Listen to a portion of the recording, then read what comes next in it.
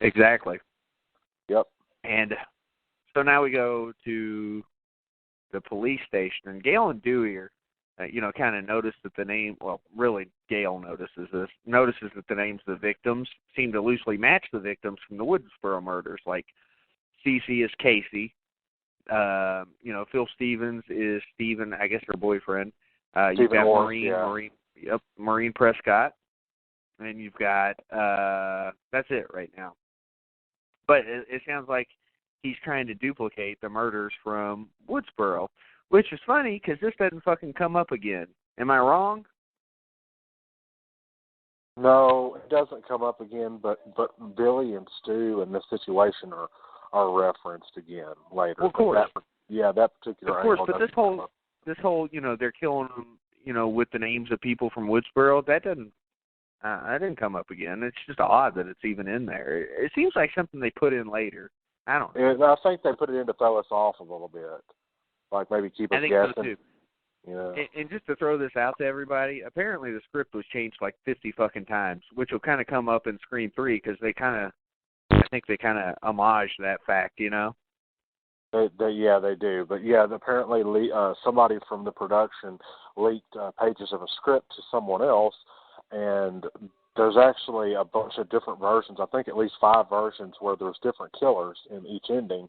And a lot of the times, until that scene was filmed, the actors didn't actually know who the killer was going to be. Yeah, and this was just when the internet was getting big too.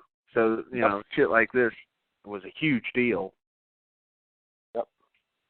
All right, so they do all that bullshit, and okay, so what I'm going to talk about real quick is Dewey and Randy, sitting there, and this is one of my favorite scenes of the whole movie. Dewey and Randy are sitting there, and, they're trying to figure out who the killer is. And Randy's telling Dewey about the rules of the sequel.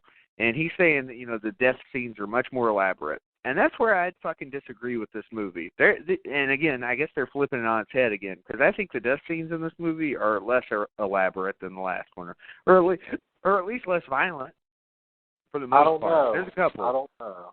Because, I think they did that on purpose, because you start the first Scream with the great disemboweling of Drew Barrymore, and then you've got the end, or closer to the end of this one, with the great death of the bodyguards, which we'll get into. Yeah, I think all the kills were purposely made, sort of gory, but not as bad, leading up to the penultimate ones. The last few were, the last 2 or 3 kills in the movie were really, really, really good. That's I guess what it is like they're beginning and end heavy with the kills, but like in the middle, like with Cece, her kill was just disappointing, and I don't know. Marie's but so was kill was disappointing. Hembry's was disappointing, and that's the formula for the Scream films. I mean, especially the early. Yeah, the Screams aren't about big kills, and I talked about this at some point. I would have loved for them to change up the murder weapon, but they stick with the hunting knife throughout this whole series. But we'll get there.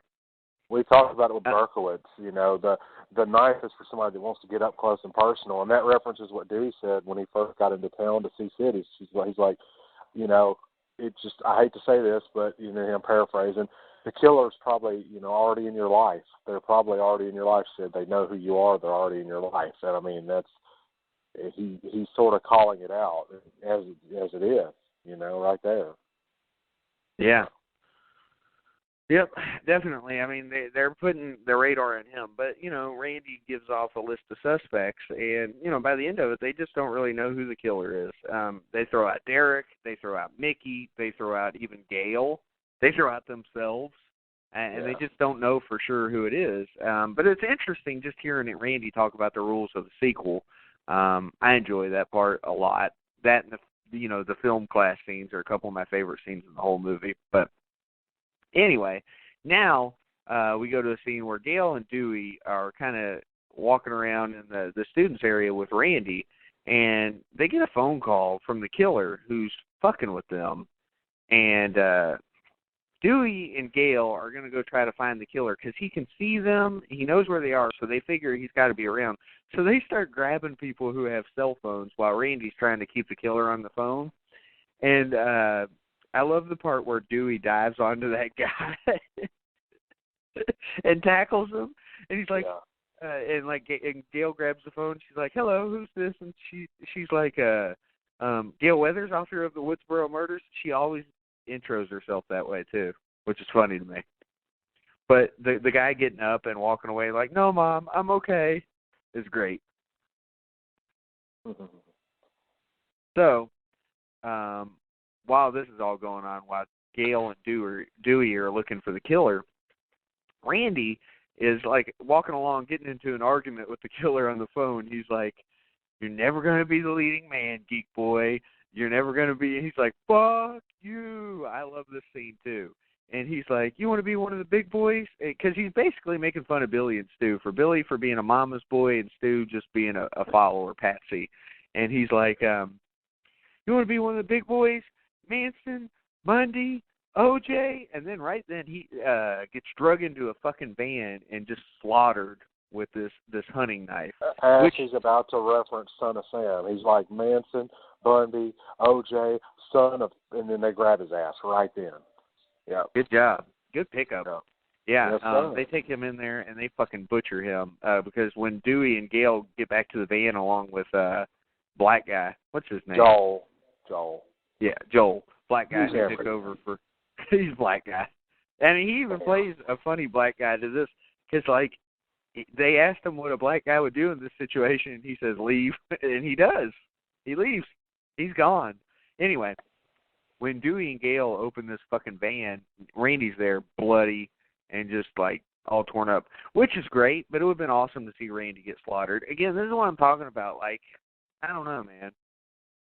There was a lot of blood here, but you didn't get to see really what happened other than him getting thrown into windows. The MPAA are weird. You know, they did it with Did they cut that? They did it with yeah, because they said you could show the blood, but you couldn't show the knife going through. You could show the knife stabbing at something, but you couldn't show the knife touching flesh, and you couldn't show it going through flesh and coming out the other side, which is why you see it from the vantage point of the mirror. The rear view, or the side view mirror, you see the Ghostface masked killer stabbing at something. You hear squishy noises, but you don't see it going into flesh. That's why they cut it. That scene was actually originally so gory that I believe the MPAA was going to tag the movie with an X rating.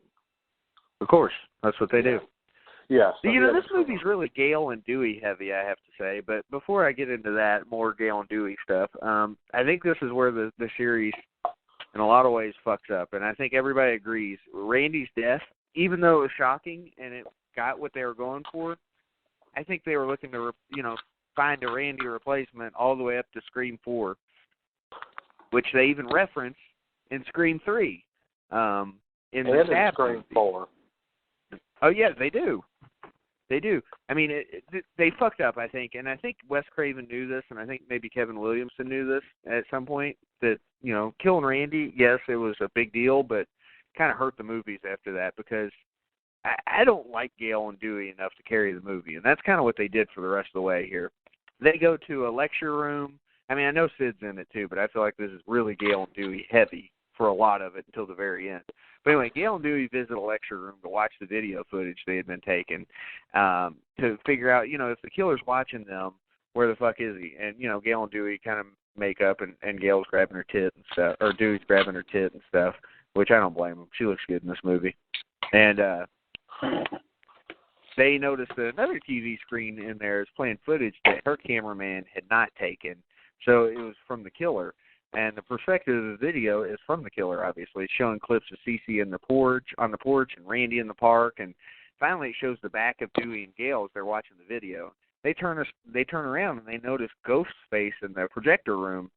And again, it's kind of interesting that Ghostface was what they wore in the first one, and of course they're wearing it in this one too. So, or he or she, which or we'll get they there, or them. Yep, exactly. And that's the thing about Dewey. this movie. Now that you know that there were two killers in the first one, all bets are off. You don't know who the fucking killer is in this, or at least I didn't.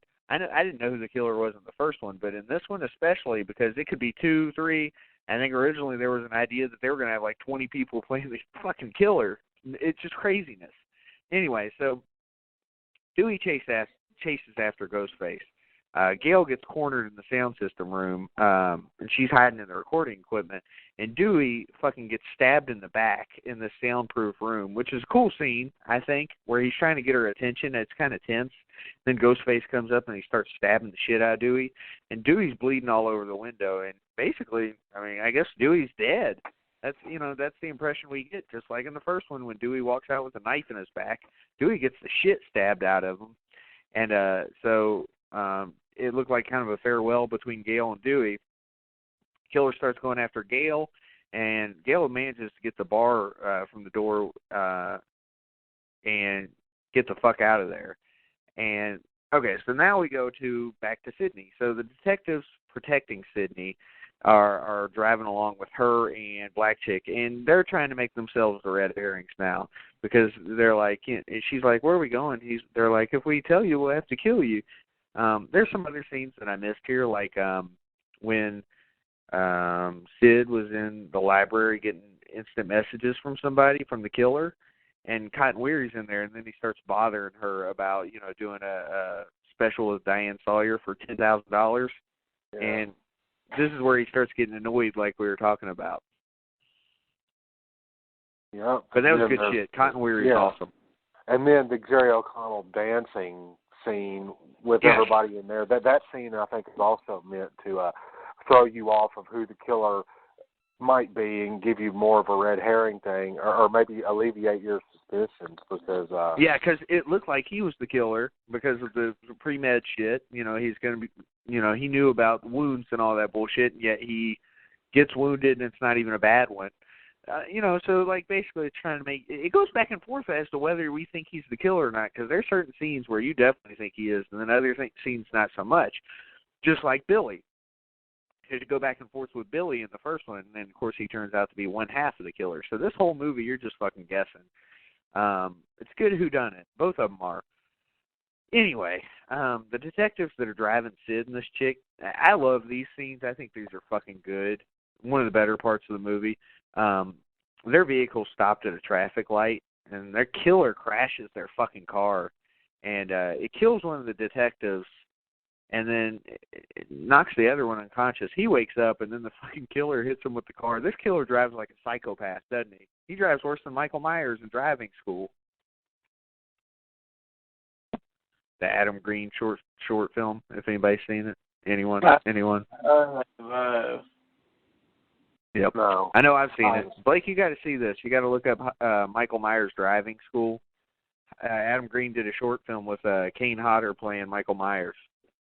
I'll have to give that a look. I've been, like I said, watching a bunch of new horror lately. I usually go back and watch my oldies. I've got one of his that I love called Digging Up the Marrow.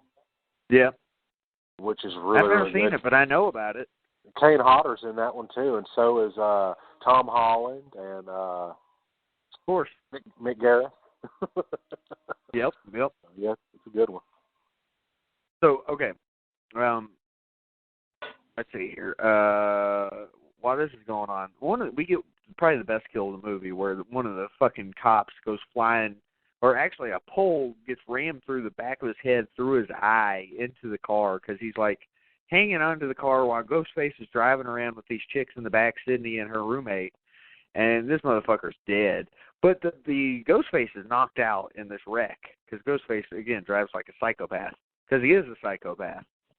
And so Ghostface is knocked out, detectives are dead, and Sydney and her roommate, Hallie, they're in the back seat, but they're in a cop car, so they can't get out through the doors. So what do they have to do? They have to climb through the front part and climb over Ghostface, basically, to get out of the car, because you can't get out of the other doors. And I think the scene is tense as hell. What do you think, Blake? Oh, yeah, it is. It definitely is. And if you expect the fucking worst while they're trying to climb out of the fucking car, you expect the worst.